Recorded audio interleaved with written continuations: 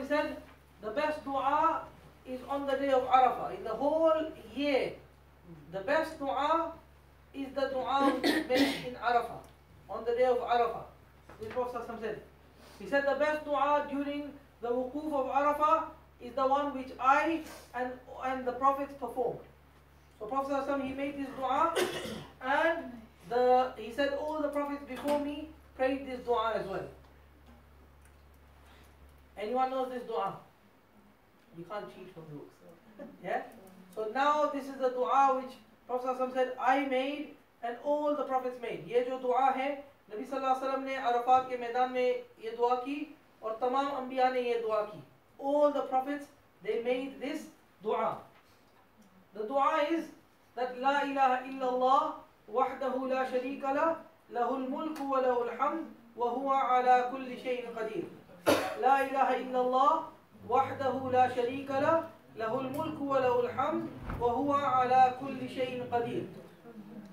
He said, I made this dua and all the prophets made this dua. मैंने भी ये दुआ की और तमाम अंबिया ने ये दुआ की. Me and all the prophets, we made this dua. So this is the dua of Arafah. Obviously there's many other duas which are recorded as well, but this is the most authentic dua, and there'll be few others as well, but this one is something very important that all the brothers and sisters inshallah try to memorize this dua. Closer to time we'll be repeating it. La ilaha illallah wahdahu la sharika lah lahul mulku wa lahul hamd wa huwa ala kulli shay'in qadir. In the plain of Arafah, Prophet he made dua for lots and lots of people. He made dua for lots and lots of people, and he made dua for his ummah. He made dua for his ummah. He was crying and he was crying and he was making dua for us. He was making dua for us, and he said, kept on making dua to Allah. Oh Allah, forgive everyone. Oh Allah, forgive everyone. So Allah subhanahu wa ta'ala informed the Prophet ﷺ that I will forgive everyone from your ummah except from the oppressor. Except from the oppressor. The zalim, the one who oppresses, the one who does zulm. I will forgive everyone except from the one who does zulm. I will not forgive him. Unless he stops from his zulm and unless he does the tawbah. So Prophet ﷺ, in Arafah he was making dua and he was informed all your duas are accepted, but this dua for the oppressor is not going to be accepted. So because of this, Prophet ﷺ was still upset, still sad. Why? He was saying, Ya Allah, you forgive the oppressor and reward the oppressed. Forgive the oppressor and reward the oppressed, and don't put anyone into Jahannam. So Prophet ﷺ, he made the dua, but it was not accepted for the oppressor. The Prophet ﷺ, he made the dua for supplication for the ummah. The Prophet ﷺ, he did the talbiyah in Arafah. The Prophet ﷺ, he had his hands raised up. The Prophet ﷺ had his hands raised up. At one point, when the Prophet ﷺ was on his camel, the reins of the camel fell down. He went to pick up the reins of the camel. Even then, he kept one hand up and he kept on making the dua. He kept his hands up and making the dua. That's why some of them, they said he had one hand up, and some he said he had both hands up. The thing is, throughout he used to raise his hands up like this. Also, raising hands up like this, and the Sahaba, they say, like the person, when a person begs for food, a poor person, he begs for food like, please, please. In that way he was pleading to Allah subhanahu wa ta'ala. When the reins fell down, he put his hand down, even then he went. So some of the Sahaba, they saw him that he had one hand up.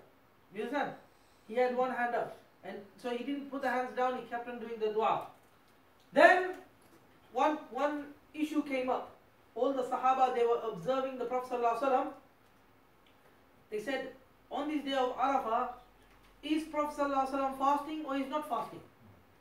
Is he fasting or not fasting? They were discussing among themselves. So what they did, they said, now we're scared to go and ask him. How do we ask him? So what they did, they sent a bowl of milk. You understand? They sent a bowl of milk. They said, look, if the bowl of milk, if he drinks it, that means he's not fasting. And if he returns it back, then most probably the reason he's returned it because he's fasting. When they gave him the milk, the Prophet ﷺ, he drank the milk. He was on the camel, he drank the milk. Everyone saw him drinking the milk. So they all realized that on the day of Arafah, the Prophet ﷺ was not fasting. The day of Arafah, the Prophet ﷺ was not fasting. Okay? Because normally on the 9th and 10th or the 9th and 10th or 10th of 11th, it's advised for non-Hajis to fast. Yeah, the day is advised to fast, but for the Hajis there's no fasting.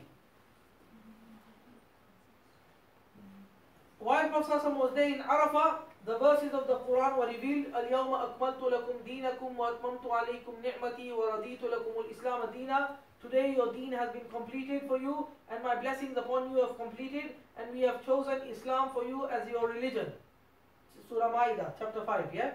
That this ayah was revealed to say that the deen is complete. This ayah was revealed in Arafah. This ayah was revealed on the day of Friday, in Arafah, after Asr, while the Prophet ﷺ was standing. While the Prophet ﷺ was standing. And the reason we mentioned this is once later on, the Yahud, they came to Umar radiallahu anhu, they said, "Oh Umar, there's one verse in your Quran, if it was revealed to us, we will make Eid. We will celebrate on this day." Umar radiallahu anhu, he said, "Which verse?" They said, "This verse." Umar radiallahu anhu, he said, "I know when it was revealed, what time it was revealed, and where it was revealed. It was revealed on the 9th of Arafah. It was revealed on the day of Arafah, after Asr Salah, while the Prophet ﷺ was in Arafah and while he was standing." And he said in this verse that the deen is complete, and the Islam which Allah has given, Allah is pleased to give us Islam as the way of life.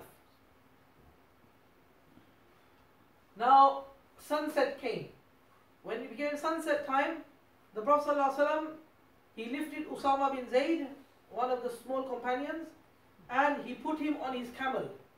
He put him on his camel, the young Sahabi Usama bin Zayd, and Prophet ﷺ, he ordered that leave. He ordered leave Arafah, and they traveled calmly. And Prophet ﷺ said, he said, "Travel calmly, there is no goodness in haste." And the Prophet ﷺ was signaling with his hand, with ease, because everyone was, those with the camels were whipping the camels. "Come on, let's go fast, let's go fast." Prophet said, "Take it easy, don't rush, go slowly." And the Prophet ﷺ, he also left. Now, one question I want to ask all of you. It was Maghrib time. So, what did Prophet ﷺ do? He left. Huh? Maghrib time, what did you do Maghrib time? Maghrib and Isha, he prayed in Muzdalifah. Maghrib and Isha, he prayed. Sorry, what was the answer? Yes, the sun. Yeah. So it's Maghrib time, and normally Maghrib Salah, you don't delay. Yeah? You don't delay Maghrib time. You read Maghrib at its time. On this day, on the 9th, the Prophet ﷺ did not read Maghrib there. He told everyone leave. He told everyone leave. And why? Because he was going to read Maghrib and Isha in Muzdalifah. Maghrib and Isha in Muzdalifah. Now, no matter how late we leave from Arafah, example, Maghrib is 8 o'clock, and your coach comes at 10 o'clock. What do? You still don't pray Maghrib. You don't pray Maghrib, no matter how late it gets. You get to Muzdalifah, and then you pray your Maghrib and your Isha in Muzdalifah, because this is what the instruction of the Prophet ﷺ was, and this is what the practice of the Prophet ﷺ was. Is that making sense? We're still on day number 2. This is a long day, isn't it? Very, very long day. This is the long day. Prophet ﷺ, he passed by the path of Mazamain. Remember when he was coming, he came from a different path, the path of Dab, and now he's going from the path of Mazamain. There are 2 mountains between Arafah and Muzdalifah. Today they are known as the Akhshabain. They are known as the Akhshabain, the 2 mountains. On the way to Muzdalifah, the Prophet ﷺ did not cease reading the Talbiyah. So now he's leaving Arafah, he's still reading the Talbiyah.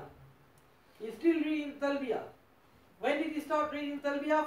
From the time he left Mina. From before he entered Mina. Remember, he was reading Talbiyah. So the Talbiyah, you continue reading Talbiyah. The Prophet ﷺ continued reading Talbiyah, and this is one of the best ones. Anyone knows what Talbiyah is? لبيك لا شريك لك لبيك إن الحمد والنعمة لك والملك لا شريك لك. Talbiyah. And some uncles might say, "Oh, I can't remember all these du'as." Learn this dua.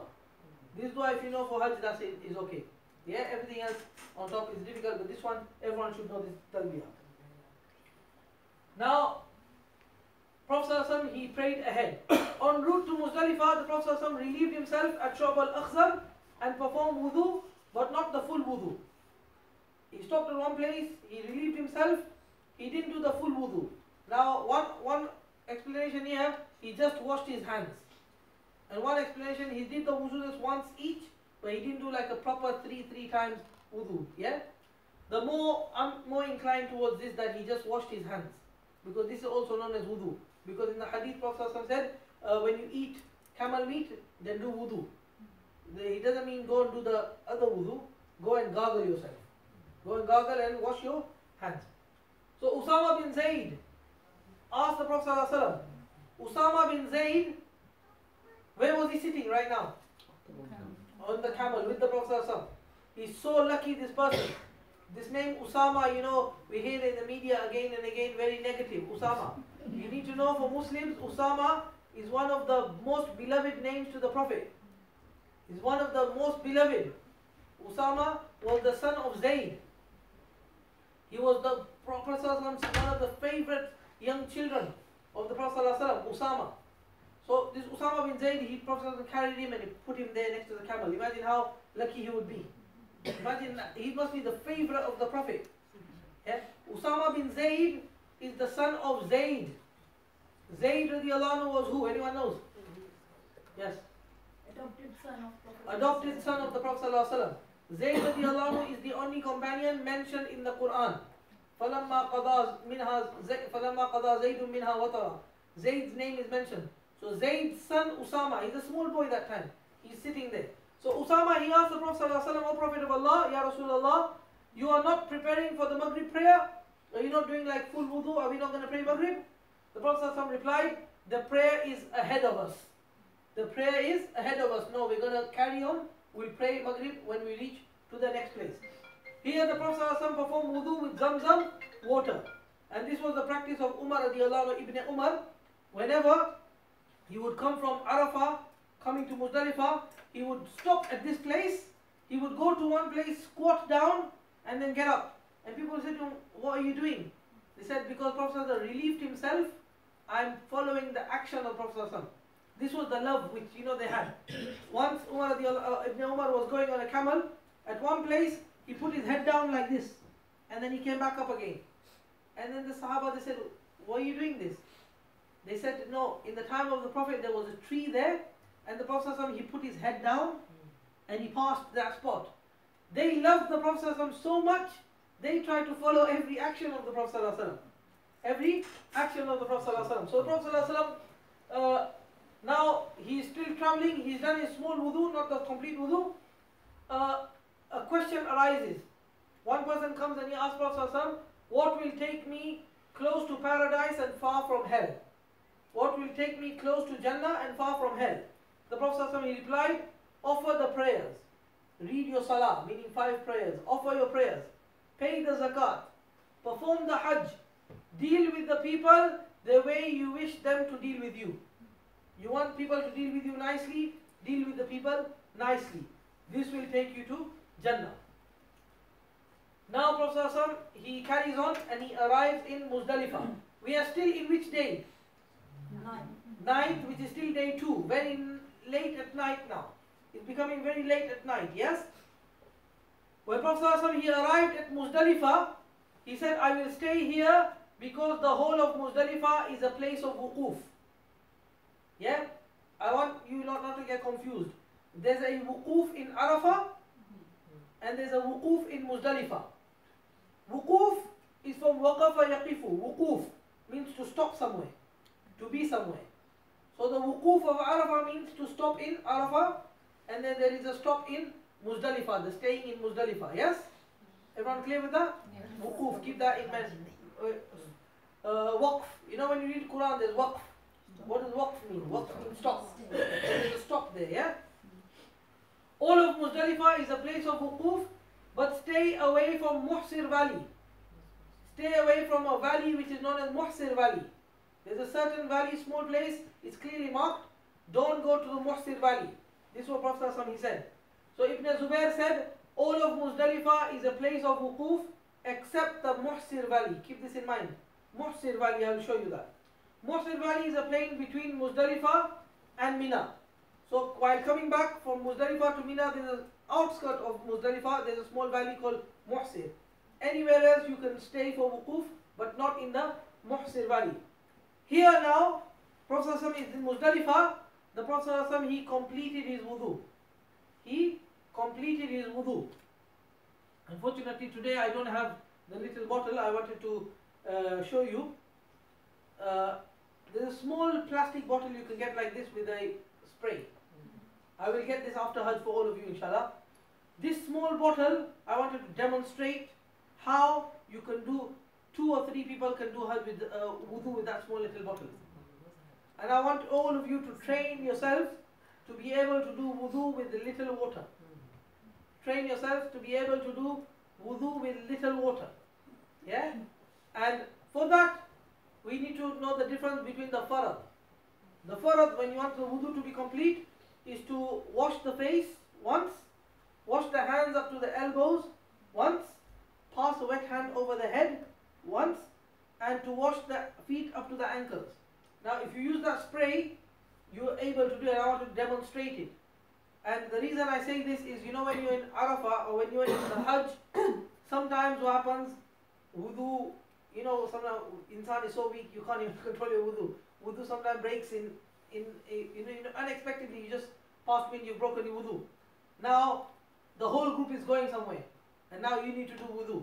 If you're going to go to do wudu in the wudu area, maybe take an hour going, come back. Who's going to wait? Even your best friends will not wait for you that long. So at that time, if you know how to do wudu with a little spray, and best sisters keep it in your purse, it's very easy. Spray, spray, spray, do the wudu, and you don't need to worry about makeup getting spoiled that time. Do the spray, spray, spray, do the spray, spray. You've done the wudu. So you can, I will share you a video of one of my teachers, Sheikh Abdul Rahim. While in Haram he's sitting, namaz is about to start. He thinks, I need to do wudu. If I go out, come back in, I can't. So straight away he spray, spray, spray, spray. He does the wudu and starts the namaz. So we'll show you that practical. It's a small practical thing, but it helps. You have, and water, that water bottle you've got, that water bottle, 3 or 4 people will be able to do wudu with that. So we train ourselves. Yeah? So Prophet ﷺ, he completed his wudu. At Muzdalifah, Prophet ﷺ, he prayed Maghrib and Isha. He prayed 3 rakat Maghrib and 2 rakat Isha with 1 iqamah. Adhan was given, Maghrib 3 rakat, iqamat, Isha was done. This is Muzdalifah in the morning. Can you see Muzdalifah? Yes? Can you see all the, mashallah, the beds and the AC conditions everywhere? Okay? This is Muzdalifah. This is Muzdalifah. Please zoom in. This is, mashallah, where we're going to be. Everyone's going to be there. In Muzdalifah. And then you can see the block of bathrooms. Every big space, there's block of bathrooms, there's a big lights here, the sport lights. That's all you're getting. This is person with his flag for his group. There's a flag there. This is all the chitai, and they spend the night there in Muzdalifah. You understand? This is Muzdalifah. Now let me show you the next picture. Close your eyes and then open your eyes.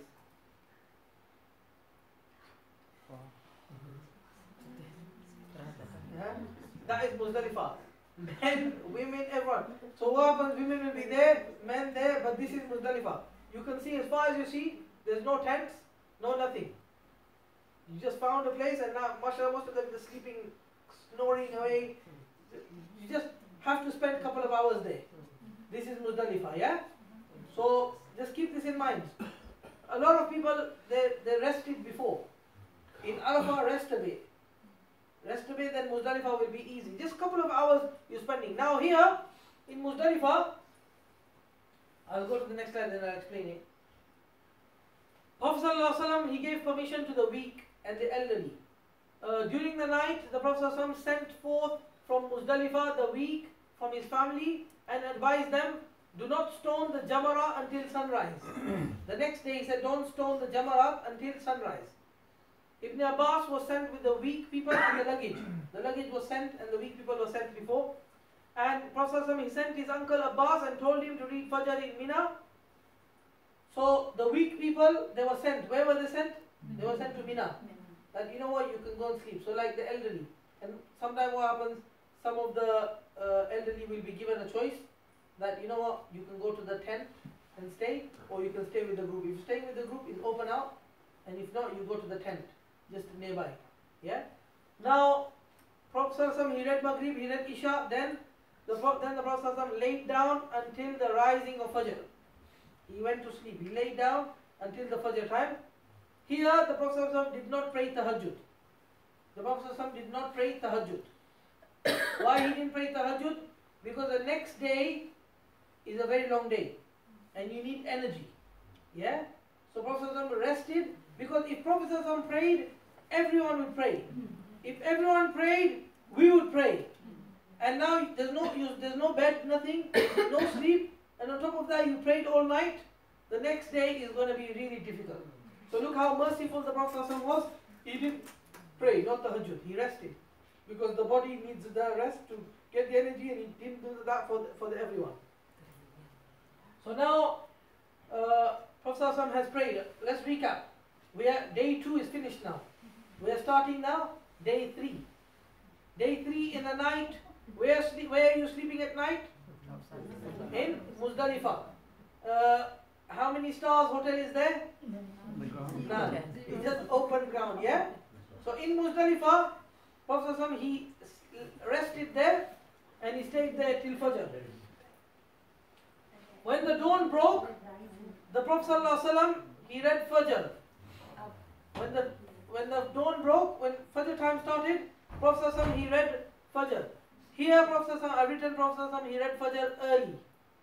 When I say early, it means as soon as the time of Fajr started, he prayed. Do you understand? Some people, what they do, they say, the hadith says the Prophet ﷺ read Fajr early. Let's read it at 1 o'clock in the morning and let's go. Yeah? You will find people like this. You will find that, oh, Prophet ﷺ, on this day, Muzdalifah, he read Fajr early. It's like Fajr starts at 4 o'clock, 2:30, they read Fajr, they're gone. Yeah? No, keep this in mind. He read Fajr early, meaning as soon as the Fajr time started, he prayed the Fajr and then he moved on. Yes? He prayed Fajr and then he moved on. But after Fajr, we'll see what Prophet ﷺ he did. In this place, Prophet ﷺ, he met a person called Urwa bin Mafras. So Urwa bin Mafras, he came to Prophet ﷺ, he said, "Oh Prophet of Allah, I've been to all these mountains, I've been visiting all these mountains, is my Hajj done?" Prophet ﷺ said, "Were you in Arafah with us?" He said, "Yes." "Are you in Muzdalifah with us?" He said, "Yes." He said, "Whoever was in Arafah, whoever was in Muzdalifah in those specific times, his Hajj is done. Other than that, no matter which mountains you went to, go to million mountains, your Hajj is not done. You've got to be in Arafah on the 9th, you've got to be in Muzdalifah on the 9th evening and on the 10th in the morning." Now in this time in Muzdalifah in the morning, the Prophet ﷺ, he smiled. And the Sahaba, they saw him smiling. They said, "Oh Prophet of Allah, why are you smiling?" He said, "On this day, I saw Shaitan, he took soil and he put soil on his head out of sadness." Why? Because the night before, the Prophet ﷺ was making dua for the ummah, and Allah accepted all the duas except from one, for the oppressors. On this day, Allah said, "I will forgive the oppressors as well. I will forgive the oppressors as well." And the Prophet ﷺ was very happy.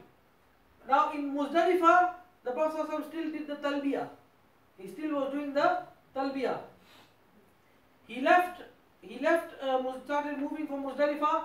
He came to the place which is known as Mash'arul Haram and Jabal al-Quza, small mountain called Jabal al-Quza, now is plain ground. He kept on moving and he came to the edge of Muzdalifah.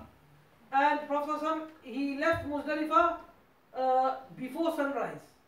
Before sunrise. He left the Muzdalifah before sunrise. Yeah, you know what sunrise, what happens at sunrise, after sunrise, which prayer is finished? You can't pray anymore. Huh? Fajr prayer. So do you understand sunrise? That before the qaza of Fajr. So he read Fajr early time and he started moving. So before the sun was out, he had left Mina.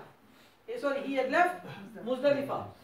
Now when leaving Muzdalifah, before sunrise, Fadl bin Abbas was on the camel. Young boy called Fadl bin Abbas was on the camel. Before he had who on the camel? Usama. Now from Muzdalifah he's moving on, he puts on the camel who? Fadl bin Abbas. His uncle's son, Fadl, yeah? Now, this Prophet he did in opposition of the polytheists. The Prophet said the polytheists, the mushrikeen, they used to leave Arafah before sunset. We will leave after sunset.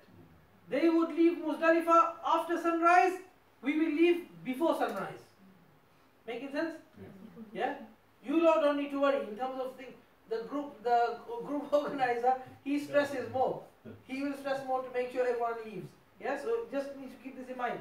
That Muzdalifah, the mushrikeen, they used to leave Arafah before sunset. We have to stay until sunset. The mushrikeen used to leave Muzdalifah after sunrise. We leave before sunrise. Now when Prophet was leaving Muzdalifah, he's coming back to Mina. If you remember the map I showed you? Yes. That Mina, Muzdalifah, then Arafah. Then now coming back, Muzdalifah, from Muzdalifah now you're coming back to Mina. And then immediately after Mina is the pelting of the shaitan, yes? Yeah. So when Prophet was coming back from Arafah, Muzdalifah, he came to the place which is known as Muhsin Valley. Before that he told everyone go slowly, yes? Remember? Everyone go slow, don't rush. When he came to the Muhsin Valley, he went fast. He went fast, and all the Sahaba, they saw him going fast, so he went fast.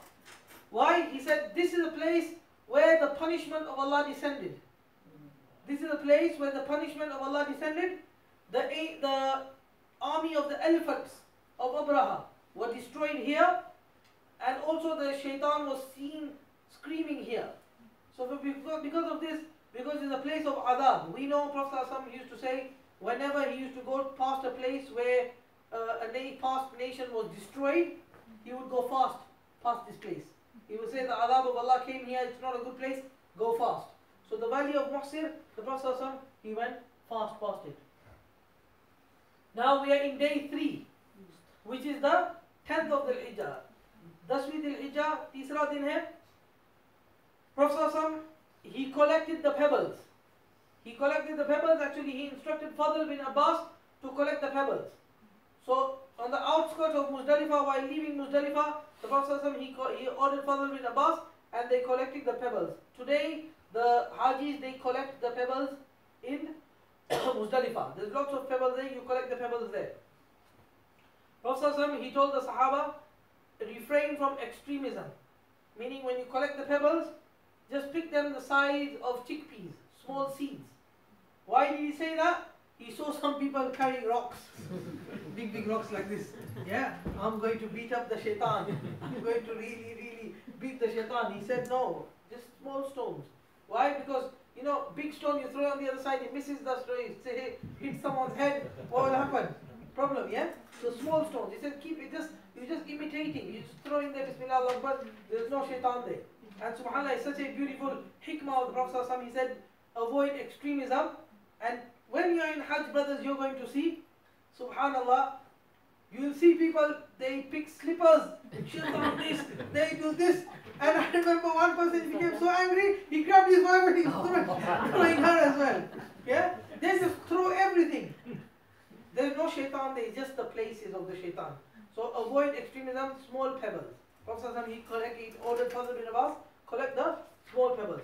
So while they were here, 2 questions came. A woman came and she asked the Prophet of Allah, can I perform a Hajj for my father?